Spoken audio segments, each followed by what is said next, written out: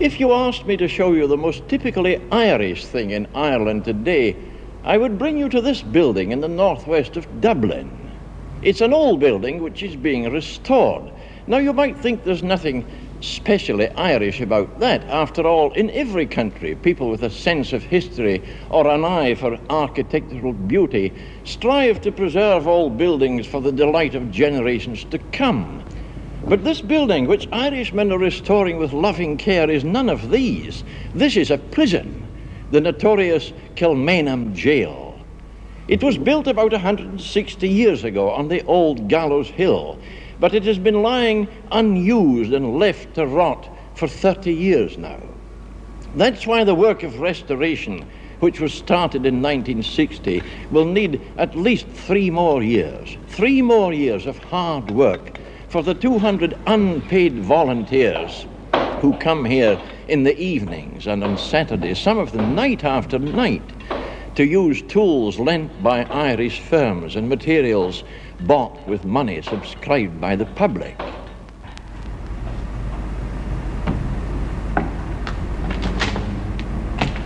Seamus Brennan, 46 years ago, on the 4th of May 1916, you lay in this cell awaiting execution.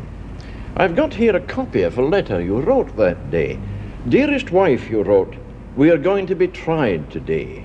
I'm afraid it is all up with me. Oh, Vera, won't you pray for me? I love you. I'm breaking my heart. I hope poor Tom is alive. I heard he was shot.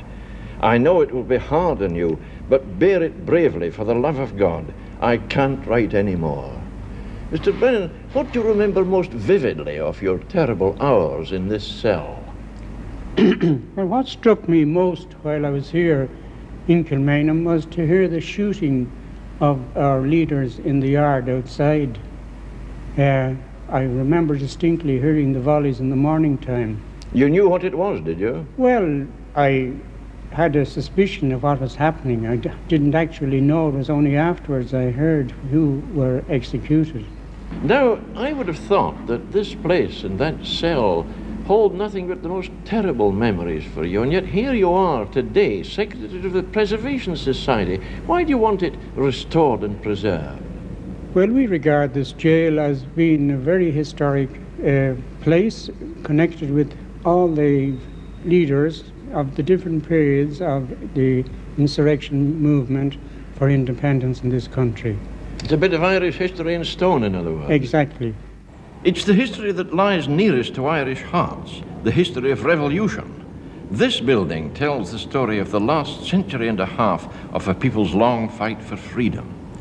From 1796 onwards, members of every Irish resistance movement were brought here to endure imprisonment or await execution, like the 14 men who led young Seamus Brennan and 1,000 others in the famous Easter Rising of 1916.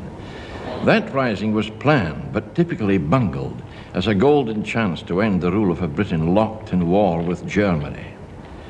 These were the 1916 cells.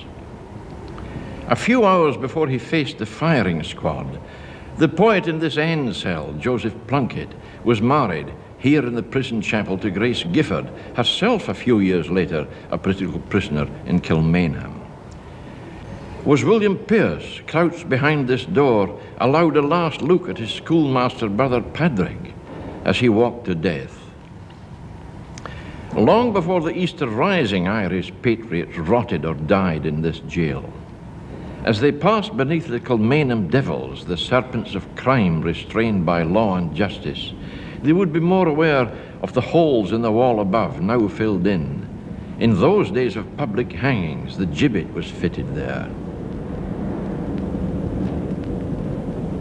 One of the very last Kilmainham prisoners was Eamon de Valera, the Irish president, now so nearly blind that when he visited the jail recently, he had to pace out the corridor to identify this as his cell.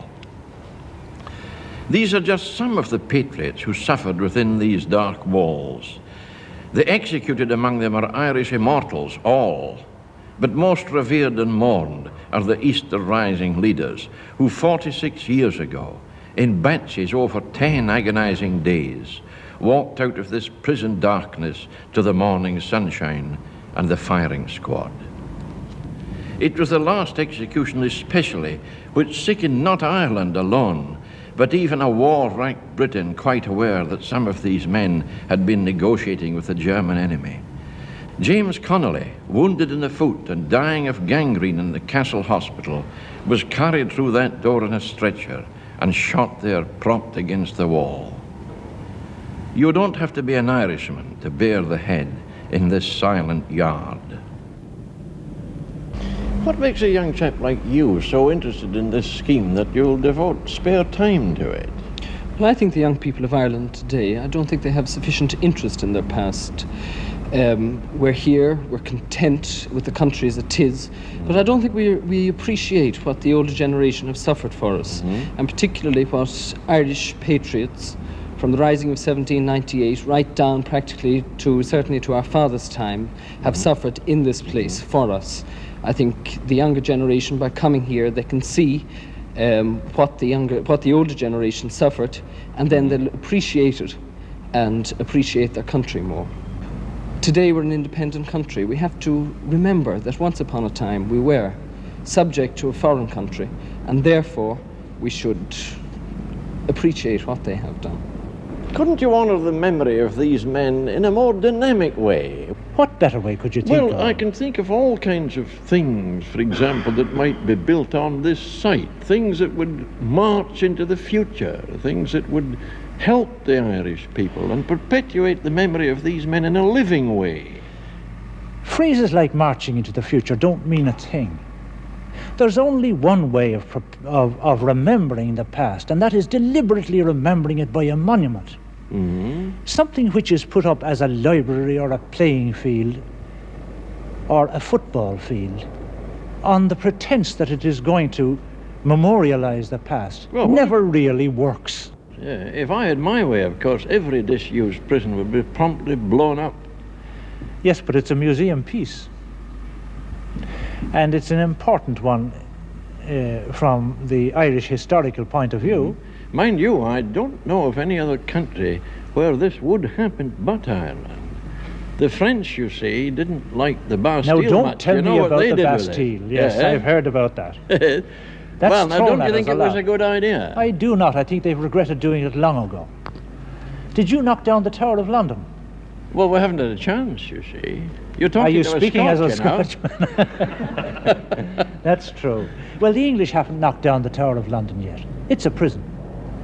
President de Valera, moving from a rebel cell to high office, trod a path which was to be followed later in chastened but happier imperial times by India's Nehru and Ghana's Nkrumah. So it isn't quite true that men seldom learn from the past and governments never, that no force can overthrow an idea, and that in the long run government can only be by consent. That's the real lesson of Kilmainham Gaol, and maybe it is a lesson that's worth preserving. Good night.